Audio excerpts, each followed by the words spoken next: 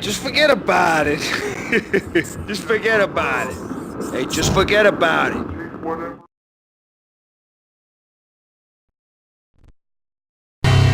That crazy witch, you should have heard her. She was a real scream when the boys caught her trying to cap the Don. Oh, that's friggin' bad. To the trio? That's even worse than what Frankie's doing to that poor bastard downstairs. She's gonna take a long time to die. The mobster muscle on the phone was talking about Mona. Punchinello's trio were nothing but bad news. There he is!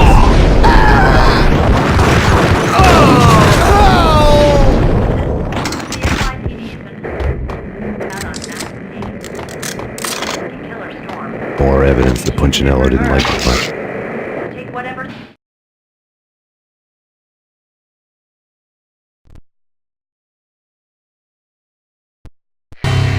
The fact remains that all the victims so far identified in the Ragnarok shooting have been known criminals, many of whom had large doses of V in their blood. Reliable sources say that Max Payne was also among those killed, although no body has been recovered at this time. Reliable sources. That meant somebody thought the Mafia had me, didn't want the cops snooping around anymore. The body would be delivered to them barely recognizable. Case closed. Don Punchinello had the power to be that reliable source, which was no news, but his news was old news. Framing me hadn't been enough. Don Punchinello had put a hit on me. He wanted me dead, and it had been important enough for him to give written instructions to Frankie about it. Max Payne should die like a dog for the trouble he's caused. Frankie, I know I can trust you to give this matter the dedication it needs.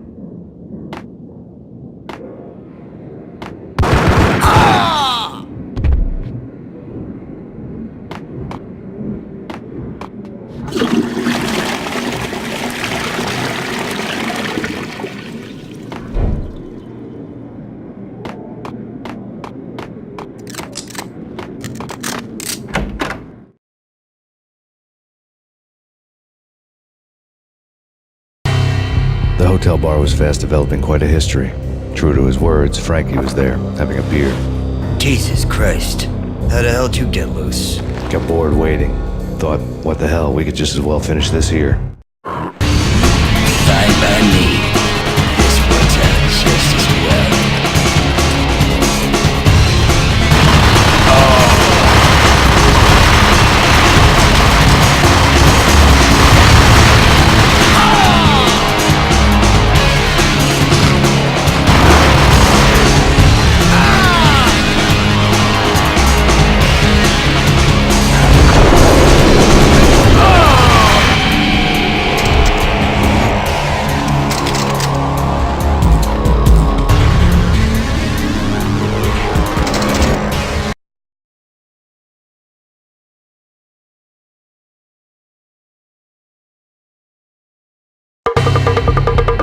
Thank you. You've been a lovely iron. Had enough? I don't play with girls anyway. Unfair!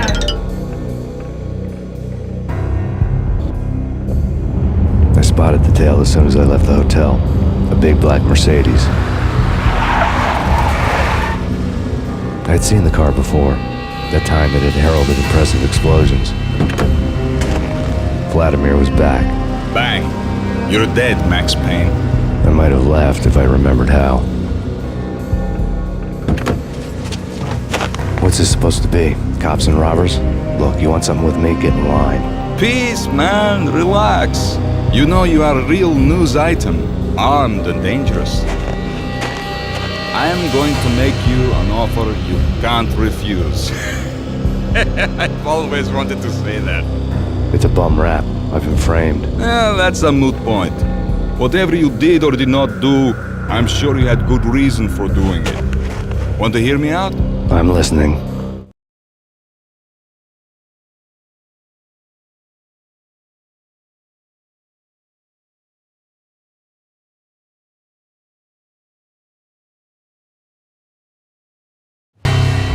Punchinello messing with V is bad for business all around. But that's not all.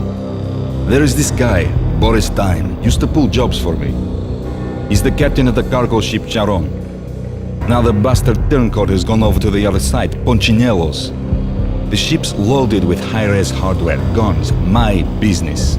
If Punchinello gets hold of that cargo, he's won and I have lost. And you'll have your work cut out for you.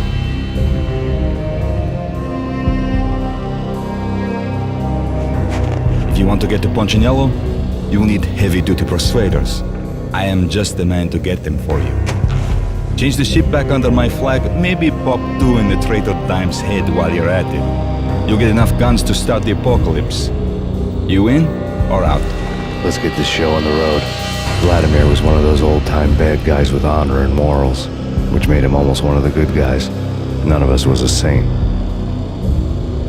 The Brooklyn riverfront was a maze of rusty containers, sharp-boned cranes looming up from the snowstorm. On a night like this, you couldn't help but think of the dark army of dead men sleeping with the fishes, cement shoes in line. No Minotaur lurked in this labyrinth, but somewhere out there, on the clanking deck of his cargo freighter, the skipper of the Chiron was waiting, like the ferryman of the river Styx.